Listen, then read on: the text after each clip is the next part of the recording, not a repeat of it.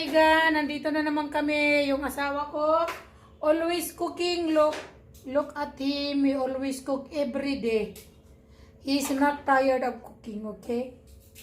So, my daughter also is here, and Banji is there. Another Banji is out of the country. So guys, yung asawa ko ay nagluluto. Keep ako na mo muna? Oh, he's cooking the dry meat again, sukuti. Sukuti. He's cooking dry meat. So whatever he cooks, we have to eat. Okay? So now, me and my daughter went to Batbatini to buy something. We buy bread. Okay, we buy 2 bread. Because no school, so we buy bread. And then no school, we buy Momo. Momo, this is not a sponsor. Okay? This Cupid Momo is very tasty. Okay? This Momo. Above Momo, I bought 2 Momo. So, and then I buy black sauce. This is not sponsored also. This is black sauce. This black sauce is very tasty. And then we buy 2 Coke. And then we buy Smile Macken. This is not sponsored also. My daughter likes to eat this one by Smiley Face. Smiley Face Macken. And then this potato cheese shots. This is also very tasty. And we also bought tulip bacon lunch. Okay, sometimes we want to make fried rice, so I bought this one. And then cheese. This cheese, mozzarella cheese, I have to return this cheese to my friend downstairs, to my kabayan, because yesterday I used the cheese. I used her cheese. Then now I have to return back one of this cheese to her. Okay? And then my daughter likes to eat this swan papde. This is Indian Jabson. This one. This mithai. This is sweet. This is from Indian sweets. This one is very soft and it's like a thread. You know, this one is very tasty. This one, sweets. So and also we bought a peanut butter, creamy peanut butter. Okay, and then we bought sausage. This sausage is very tasty. This is not sponsored also. So we bought sausage. We bought 3 sausages. So sometimes my daughter doesn't like to eat the meat, so she will use sausage. We fry this and she will eat this. So, and then I bought delicious butter also. This is butter I need to use to fry the rice. I use this butter. Sometimes I use oil, vegetable oil, then I will use this butter. And then next is Rasna mango powder. I bought this mango powder because my daughter wants the juice. You know, it's getting, now it's already summer, so she wants to drink juice. She likes the mango. She don't like the orange. She likes the mango juice. And then I bought this pineapple. This is all not sponsored. I buy pineapple slices because I'm thinking to make a pineapple pie. Since there is no peach, so my daughter told me she wants the pineapple. So I will use the pineapple to make a pie. So pineapple pie. No, peach pie, pineapple pie. Yeah. So I bought this one also for washing the plate. This is not sponsored also. So I bought this for washing the plate. 12 piece. This is very important also. So now we bought this chips. She wants to eat the chips also. So I have to separate whatever her food. So we bought this Korean noodle, hot chicken flavor ramen. This noodle she likes to eat this noodle, my daughter. And then I told her she cannot eat this every day. She must eat the rice. Yeah. So I have to keep this. If she wants, she must take from my room. I must keep because if not, she will eat every day this. She will not eat rice. So I also bought this one, this Mad Angles. I have to try this one. These chips, I want to try. What is the taste of these chips? So I also bought a Korean noodle. This one. This noodle. I like to eat this noodle.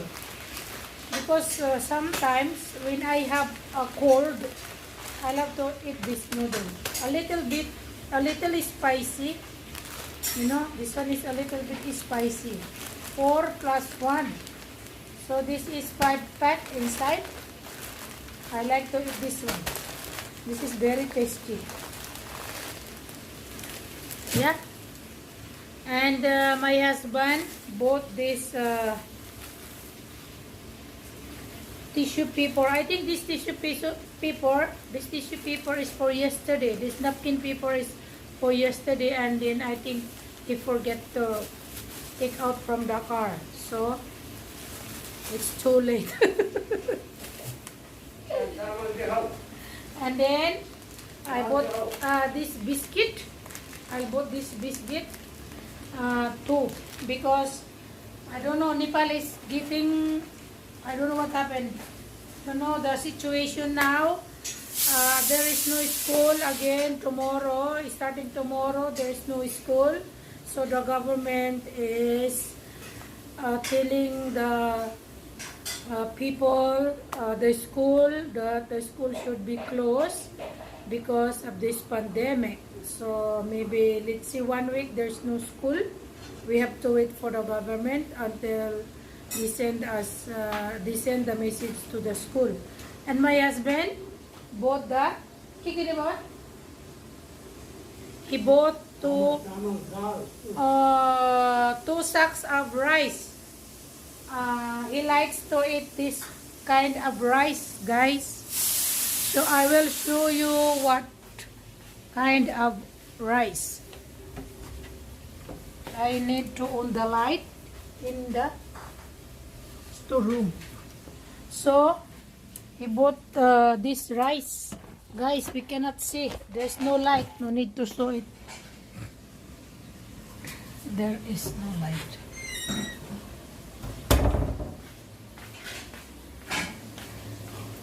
So he bought this rice, this kakali rice, this rice, and then he bought kakali rice. He bought this dal, and then he buys so many things. Actually, my husband, what we do is, in the grocery, I buy for grocery things, and for the kitchen, like vegetable, rice, chicken, meat, whatever, he will buy. We pay half. Like we buy things. I'm in the grocery store. I like to buy in the grocery store, and my husband like to buy in the shop from the wholesale, like rice and everything, dal, lentils, whatever he likes to buy. So now, all we spend around this 7,000 rupees. It's equivalent to like $80 guys. We spend today. I spend like 7,000. It means like $80. I spend like $80. You know, guys. You know, guys. This is too much. Yesterday also, my daughter's birthday also, I spent more than $100 also. What to do? This is life, you know. We have to spend some money, because if we only save the money in the bank is very rich and we are not rich. We become poor. Yeah, that's why we need to take the money from the bank, because we need to eat food. Not always we save money. We want to eat something, so we must take from the bank, and then we must withdraw the money from the bank. Yeah. Okay, now I have to keep all these things, put it inside the freezer. And then I have so many sabon. Oh, I bought 12 pieces of this, because I need to wash every day. So, okay, that's it guys for now. I know it's maybe for someone it's a very little money, but for us it's quite a lot. It's already a lot. Yeah. Okay guys, so if you can see my husband over there, when I come back, he already cooked the rice and he is already cooking the meat for our dinner. So I am very happy to him, because he always cook. You know guys, every day he cook, not me. Okay, don't bash me or whatever. Don't say bad words or bad things for me, because my husband, he cooks. He loves to cook every day since I came to Nepal. He is the one who cooking, because he wants me to learn and to eat Nepali food. So we must eat, because yeah, we live in Nepal. So me, I am a Filipina living in Nepal. I must eat whatever my husband cooking. No, don't be fussy. You know, if you don't eat, then keep quiet. You know, guys. So, wag tayong maarte sa pagkain. So, hindi ako maarte kung whatever my husband cooking, I will eat, even if it's very little. It's okay as long I am full and it makes him happy. Correct? Because if I don't eat whatever he cook, of course, you know what will happen? Will become war. Tug of war. War of tug of war. Yeah? So, whatever it is, so like husband and wife should help each other. If your husband has no job, you must encourage him to find job, and you must talk to him nicely, encourage both of you. You must find something that you can survive here in Nepal. But here in Nepal is very survivor. Okay, even if you only eat vegetables, it's okay. And then if you have dal, like the dal is a soup, lentils, you must eat. Yeah. Once you married a Nepali, try everything what they have in Nepal. Try every food. Don't be fussy, okay? Because this is our life. This is how we love our husband. We must love our husband, love our family, love everyone.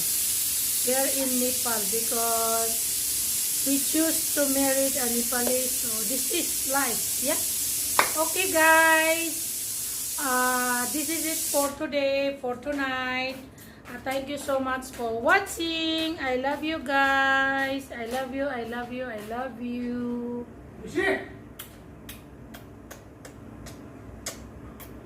So, itatago ko ng aking mga binili dahil nga may mga frozen ito. Ilalagay natin sa refrigerator. Bukas naman tayo. Shoutout nga pala sa aking mga viewers at sa aking mga subscriber. Guys, thank you so much for watching my vlog. I thank you very, very, very much. Namaste. Namaste sa inyong lahat. Okay guys, thank you so much. So try to understand me. Thank you so much guys. If you like my video, please like, share, comments, and subscribe. And then press the notification bell. Also, you will always notify if I have new vlogs. Okay?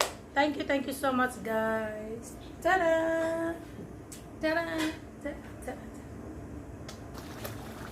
Yan na yung niluluto ng asawa ko. Ito na oh.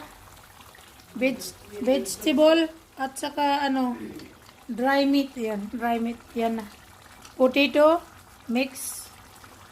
Awan ko kung anong mini mix niya dyan. Lahat mix yan. Yan na yan.